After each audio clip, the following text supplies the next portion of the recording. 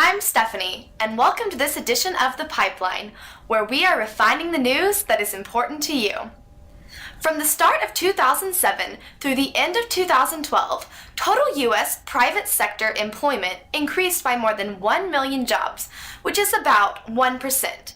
Over the same period, the oil and natural gas industry increased by more than 162,000 jobs, which is a 40% increase.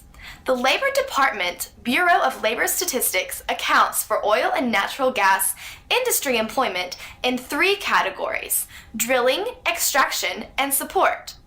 Drilling involves any employment related to spudding and drilling of wells, as well as the reworking of wells, and accounted for more than 90,000 jobs by the end of 2012.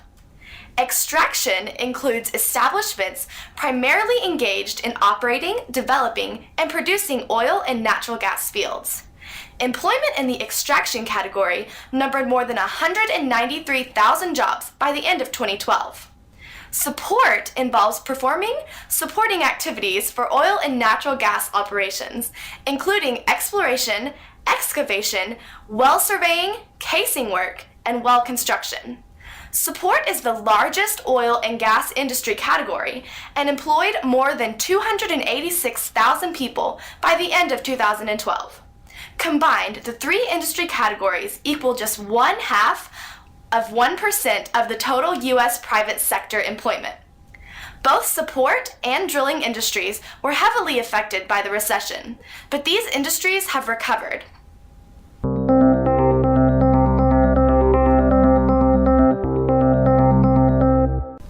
Mexican President Enrique Peña Nieto proposed Monday to scrap a ban on foreign firms taking part in the state-run oil industry, an idea that in the past has prompted protests from those who see government control of the oil business as a symbol of Mexico's revolution and independence. The proposal would allow state oil agency Petróleos Mexicanos, or Pemex, to partner with foreign firms and share profits, which is prohibited by the Mexican Constitution.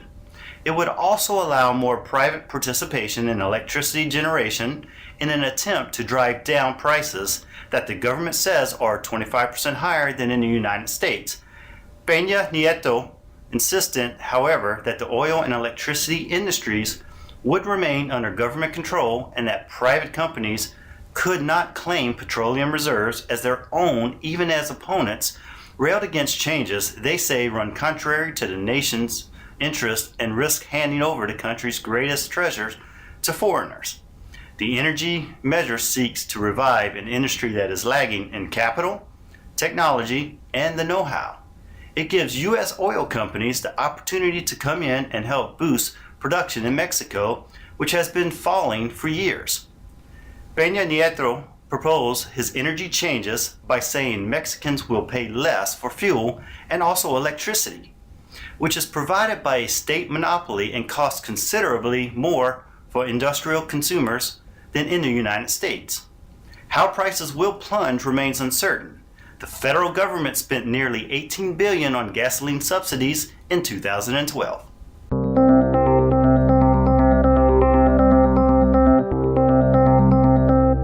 The Sprayberry Wolfcamp Shale Formation, located in the Permian Basin of West Texas, could possibly become the largest oil and gas discovery in the world, according to Pioneer Natural Resources Company's CEO Scott Sheffield. Based on Pioneer's extensive geologic database, petrophysical analysis, and successful drilling results to date, there is significant horizontal Wolfcamp shale resources potential in this acreage.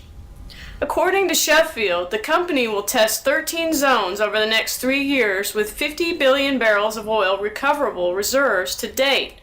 Wolfcamp is bigger than the Bakken in North Dakota and South Texas's Eagle Ford Shale.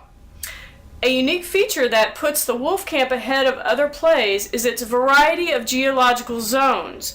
The play contains about 4,000 feet of shales, which is more like 3 to 4 million acres. The Wolfcamp is second only to Ghawar Field in Saudi Arabia. We believe this field will reach 100 billion barrels of oil equivalent recoverable reserves at some point in time, Sheffield said. That's all we have time for today.